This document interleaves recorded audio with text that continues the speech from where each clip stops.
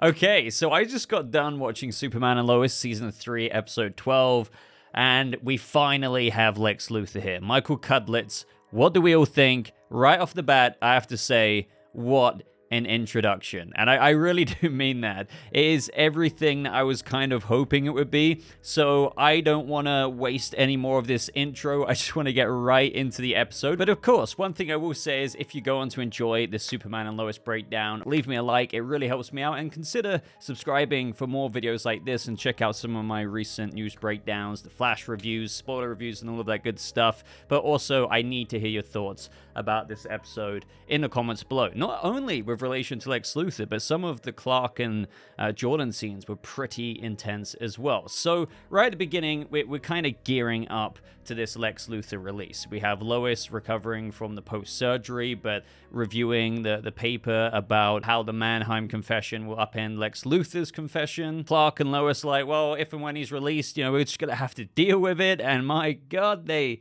definitely will, especially from what we see towards the end of this episode. And they just kind of highlight how much of a problem this man is with saying what Pia said about him being the devil. She's right. Like, we need to get ahead of this. And this is why I think all of us, on top of just Superman and Lois anyway, are just so happy about season 4 being renewed, because we are getting Lex Luthor as the main poised up villain. And one thing I don't think I've actually spoken about yet, just to throw a little bit of an interjection in here. Oh yeah, most if not all the supporting casts have been cut. So all of the scenes, as I wrote my bullet points down here, whenever I saw Kyle, whenever I saw Lana, whenever I saw anything like that, it's like, oh, they're not going to be in it anymore. So no Sam Lane as well, no Kyle, no Lana, no Sarah, no Sophie, I guess, no Natalie, no John Henry Irons. So I guess what I want to ask of you is, what do you think of this? I mean, I'm happy that we're getting a season 4, and with 3 episodes being cut, saving up to $15 million there, all of these supporting cast members being cut, saving quite a bit of money there. The CGI and quality of the show with the way it looks should be the same, but it might not feel the same with regards to the fact that, oh, it's just going to be Lois, Clark, Jonathan, and Jordan. Obviously, Michael Cudlitz as Lex Luthor, but maybe, obviously, there's going to be some other characters, but it's just weird to imagine. So, random, I know, I haven't spoken about it yet. Just want to know your thoughts down in the comments and what you kind of envision season 4 to be like. I know we're all hyped about getting a season 4. I know we're all hyped about the continuation of Lex Luthor, and considering we're getting a cliffhanger, that should make things quite exciting going into next season, but we can't deny the elephant in the room with how this show is going to feel very different, because all of these other scenes just won't really be in it. But maybe that will lead to an insanely plot-driven scene-to-scene, episode-to-episode season of Superman and Lois, because you won't really fluff it out with these other things that we have been used to ever since season 1. But anyway, this is when we cut to Luthor in prison. He's doing push-ups. You see like these multiple bullet scars on his back. I absolutely loved the guitar kind of backing track here, really hyping. They're really trying to hype you into like, the man himself is coming. And we have a photo of a girl on the wall, which gets revealed to be his daughter, but it's kind of obvious from the offset here. And we have Luthor eating his eggs and toast. All of the prisoners are there just lined up. Like, he is royalty in the prison. And I knew this was coming because of all the promos, and I knew we would be getting into the backstory of how he got into this position. But this was the moment where he's informed about his final discharge, and he's like, gather my things, I'm a free man. But the funny thing is about this episode, the whole time he's kind of walking. I'm going to talk about those scenes fairly condensed, but it's just funny when you actually watch the episode, because whenever you revisit Luthor between the scenes, you just revisit him just taking another step.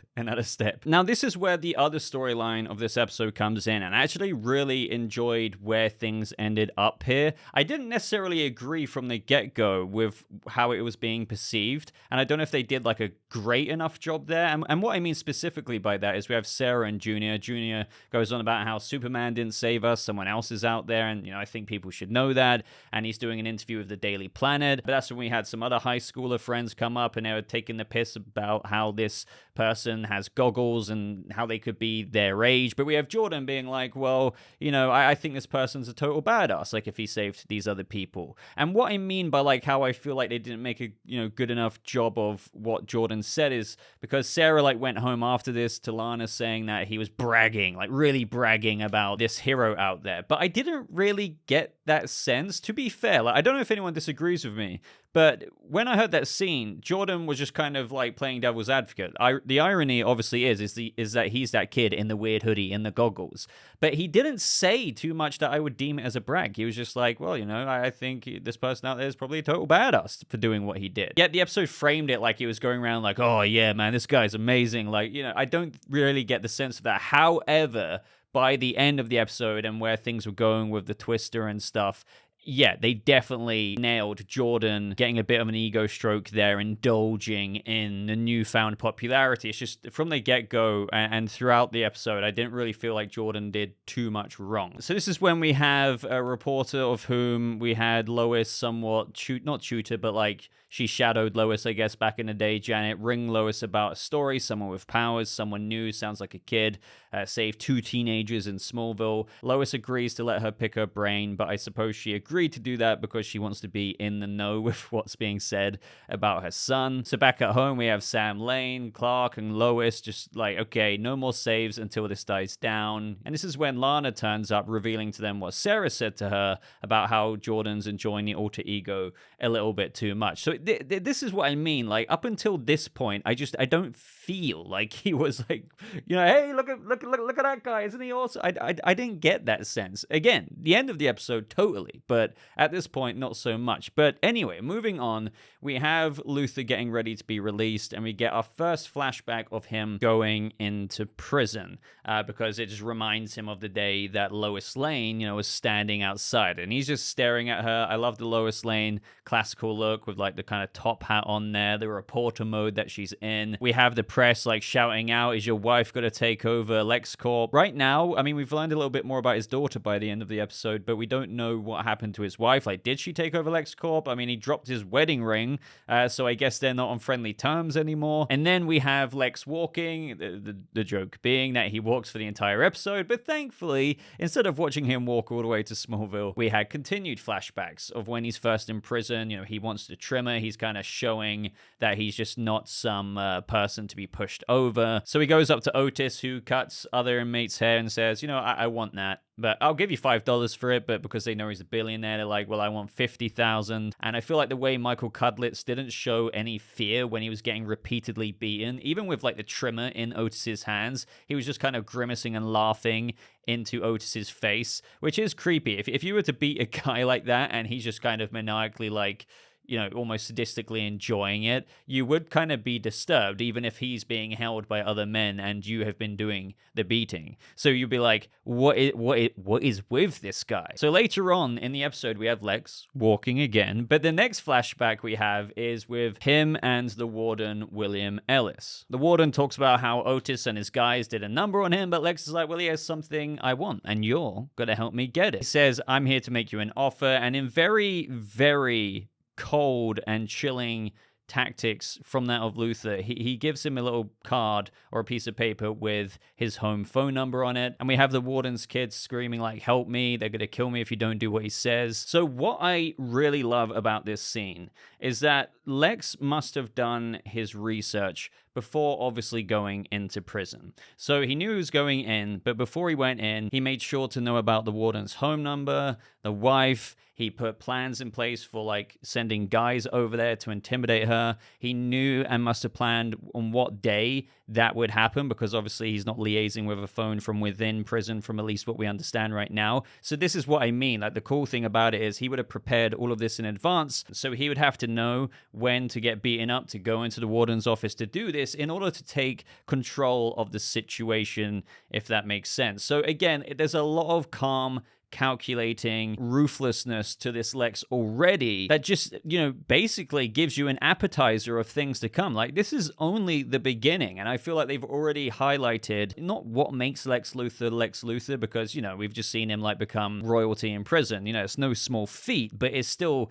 paling in comparison to what Lex Luthor is capable of. But what this scene did do is that it introduced Lex Luthor in the right way. It showed how he can, like, walk into prison and still do all of these things behind the scenes before even going into prison to secure his place as the king. So I thoroughly enjoyed the example the show chose to give us when highlighting how calculating and cold Lex Luthor can be. Anyway, up next we have Lois and Clark come home, and obviously they've heard what Lana said about Sarah, saying that Jordan was bragging about this. They lecture Jordan about how if you're not careful, this could ruin your life. But in conclusion, Clark was just like, well, I thought you understood the responsibility of what comes with doing what you can do. Obviously I was wrong.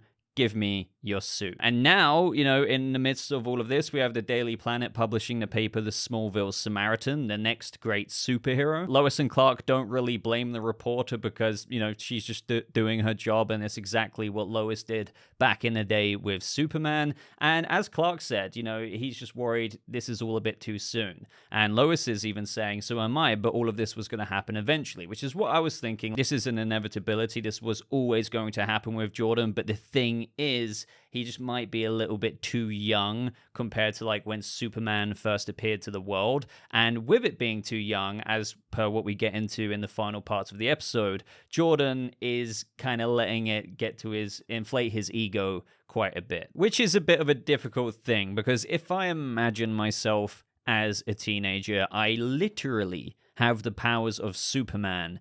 And, at that age, not all of us, but some of us more than others, you get into a bit of a, period of where you don't want to listen to your parents, or you think they're lecturing you a bit too hard when you feel like what you're doing is, not so bad. Or if, in Jordan's case, actually the right thing, saving people. And you've also been a bit socially anxious as per Jordan's history, and people are starting to talk about you. You can easily see how this is a, valid story to explore with how Jordan doesn't see why it's so much of a big deal, but the parents are more concerned about his well-being. So I do like it, especially where things end up after this. So, initially we have Jordan go to Sarah at the diner, somewhat confronting her about telling her mom, and they end up in a typical Sarah and Jordan disagreement, and I suppose we won't be getting those next season because no more Sarah Cushing. This is when a tornado warning happens, and I was like, oh god, I think we all know where this is going. We have Jordan disappear in the diner. Superman is there. I thought he should have got there a bit quicker, considering when they showed that he left. But we have Sam Lane kind of look at the Twister. And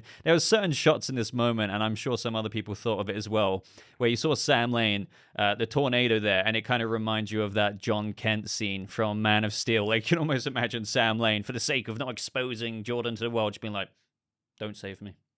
Don't do it. Which would have been stupid, obviously, but somebody needs to make a meme of this. So we have Superman flying in the tornado. He's flying in the opposite direction to it. He's using his cold breath, and he's joined by Superboy, and he says, I can help you. And he's just like, well, I don't need your help. Go home, Jordan. And this is true. Like, Clark and Lois later on are completely right here. Jordan is trying to do the right thing, but your dad is very, very, very, very, very times 1,000 varies capable of handling a tornado by himself, and you are basically doing everything in the opposite of what your parents have told you to do. So everything from this moment onwards, Jordan is just digging a deeper and deeper hole. So this is when, after the tornado disappears, we have Jordan land, and all of these Smallville citizens run up to him. They're taking selfies with him. He's smiling, and then we have Superman land. I kind of found it funny how nobody gave a crap that the Superman was there. I get it. There's a new guy here, but you would have thought some people would run up to Superman because how often do you get the chance to do that? But yeah, again, Clark and Lois are completely right. Like, Jordan is literally staying there.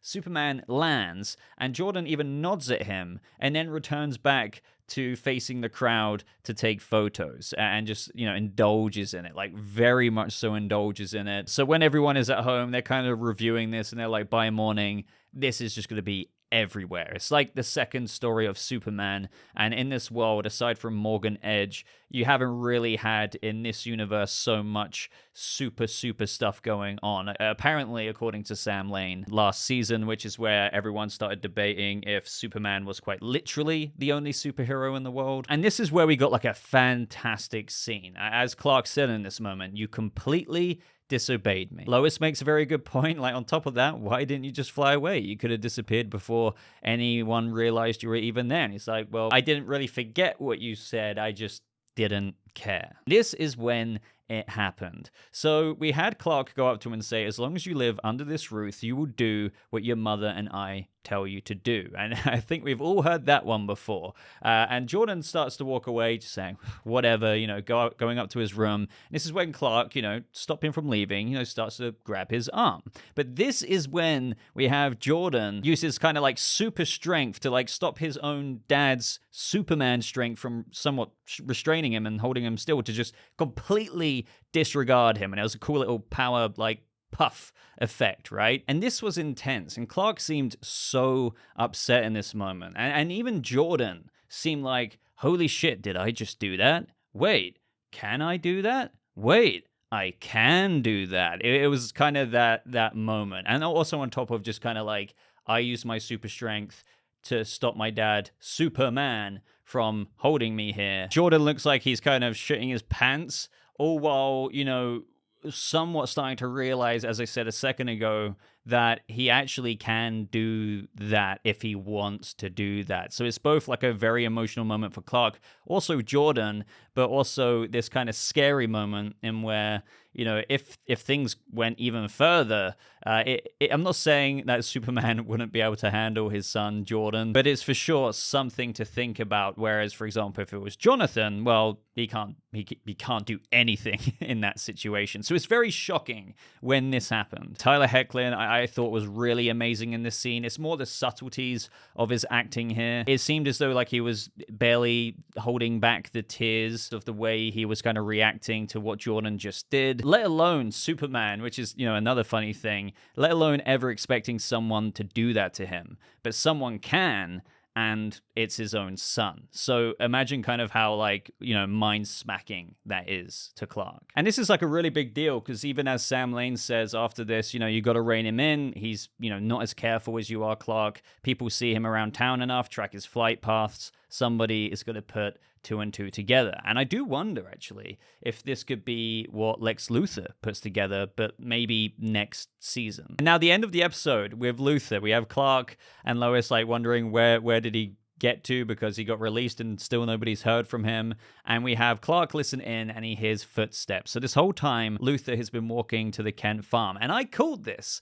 Kind of. I said that as a bit of a joke, maybe the cliffhanger, but also somewhat seriously indulging in the idea of this at the same time, could be Luthor knocking on the door of the Kent farm and being like, hey, Lois. But again, I thought that might be the cliffhanger, but no, it was this episode. So that happened, and the energy in this scene was great. Again, as Lois said earlier on in the episode, he's been stewing away for like 17 years, thinking about how to get back at them. This is when things really started to display this other side of Luthor that, we saw a lot earlier on in the episode, but this is where we saw how angry Michael Cudlitz can play the role. And fair play, like Lois admitted that she got things wrong, but this is when he unleashed and started shouting, I was innocent, 17 years of my life gone, and you think I want words? And oh man, this is everything.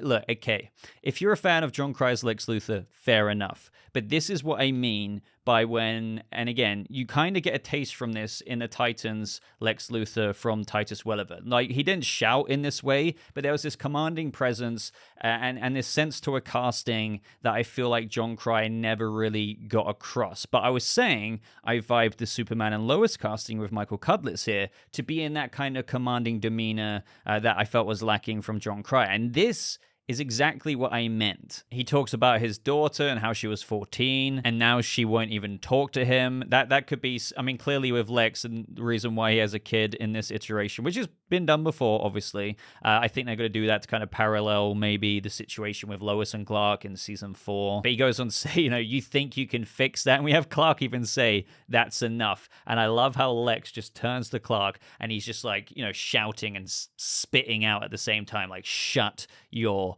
mouth. I love this. Give me this every single episode. This is when we learn what Lex wants. So he says, your words are what put me away. What I want is to never have to read your words again. So Lois is like, so you're asking me to retire. Now, I want your opinion on this. Do you believe that Lex would do this? Like, wouldn't he just kill Lois? But why is he giving her the chance to retire? I think it is actually maybe something he would do. I think he is absolutely enraged, fair enough, but he understands that all while he was put away for 17 years and he's absolutely infuriated and he professed and screamed that he was innocent and he always said that he was innocent. As Lois said, the evidence didn't support that, so she did her job. So he understands, like, even if he's so angry, how things got to this point. So maybe he doesn't feel like she deserves to die, but he is never going to let her say another word again. That is the punishment, right? That's what he sees fit. And if he doesn't get that, then maybe he will, like, want to do something more severe, like come back and,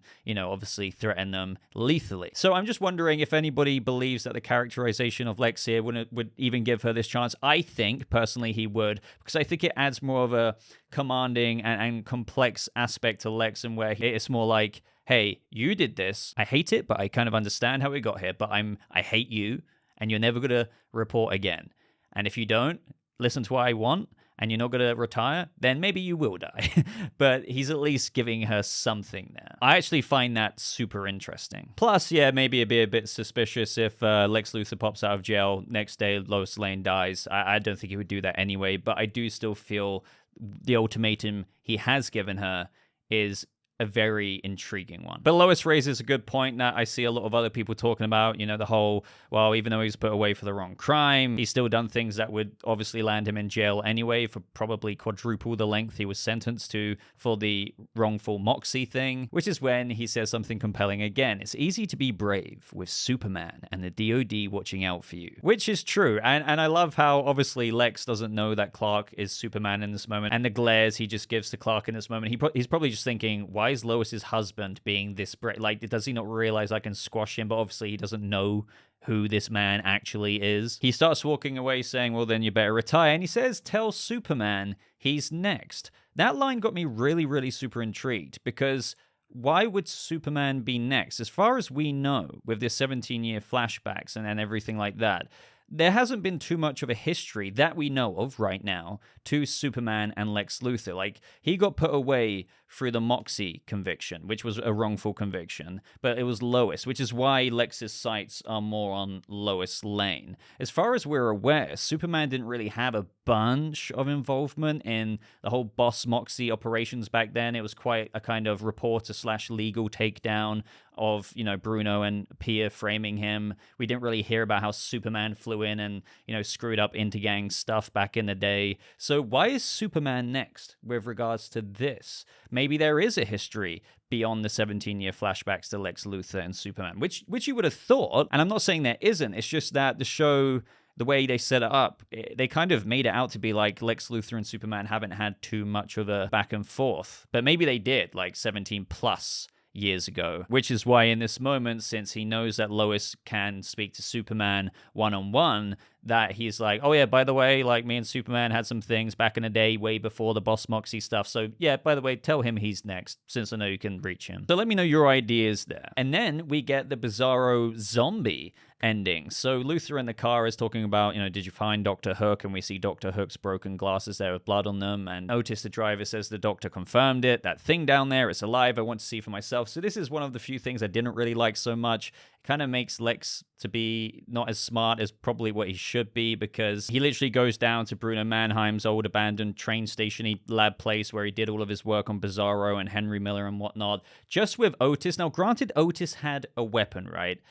But you know what I mean? This is extremely dangerous. Yet he wanted to go down there seeing it for himself with not really too much of a backup plan from what we know right now. And you could argue maybe they didn't know what they were dealing with, but obviously they knew they were dealing with something dangerous, and all he had is one bodyguard with a gun. And I don't think this is even nitpicky, by the way. Like, there's not so much protection there for Luthor. And as with what they show next, they see Bizarro Superman eating these rats. He gets up and he looks at Otis and Luthor, and he uses his super speed and starts eating Otis. Now, Otis is dead, but it's kind of convenient and lucky that Luthor didn't get taken out to be eaten in that moment. Granted, you could say that maybe he went for the guy with the weapon, but he could have then just immediately run over to kill Luthor and start eating and gnawing away at him. So yeah, we're dealing with a freaking zombie Bizarro right now. But yeah, ultimately, I just wasn't a fan of the way this scene was executed, because it just, makes Luthor seem like, why would he underestimate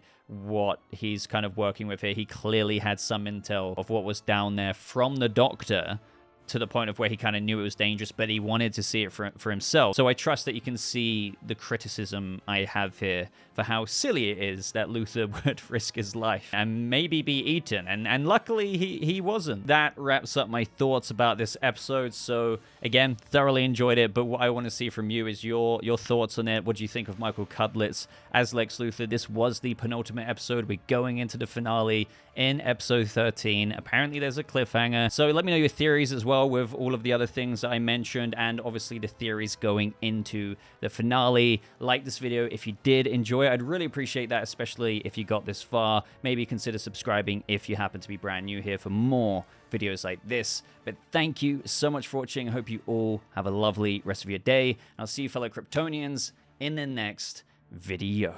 Goodbye.